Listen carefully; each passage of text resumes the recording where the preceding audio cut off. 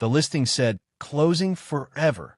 Everything must go." I walked through the empty shop on a Tuesday, the smell of stale milk and burnt coffee still clinging to the walls. The owner, a woman named Trish who hadn't slept in 2 years, asked for $12,000. I offered $8,000. She took it without blinking. I was 36, working as a dishwasher at a diner, making $9.50 an hour. I drove a 2001 Honda Accord with a missing side mirror and a radio that only played static. I lived in a basement apartment where my upstairs neighbor, a retired bus driver named Mr. Hoskins, practiced tap dancing every night. I had $9,000 saved from 3 years of stacking plates and scrubbing grease traps. I didn't know anything about coffee. I didn't know anything about running a business. I just knew that I couldn't wash dishes forever. I bought the cafe on a Thursday. I spent the next week cleaning mold out of the ice machine, throwing away old bags of beans, and figuring out how to pull a decent shot. A regular from the old cafe,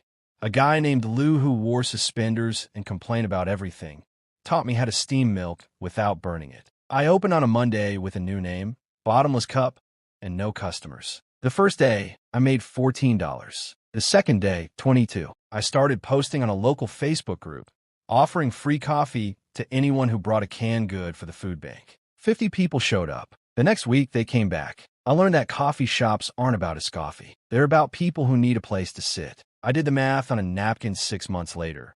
I was making $3,000 a month after costs, enough to pay myself $1,500 and reinvest the rest. 3 years later, I own 2 shops and a small roasting company. I still drive the Honda Accord, but I fixed a mirror. Mr. Hoskins still tap dances, but I sold him a latte once, and he gave me a 5-star review on Google. I'm not a normal person. A normal person would have done market research, written a business plan, taken out a loan. I bought a failing cafe because I hated washing dishes and figured espresso couldn't be harder. I was wrong about that.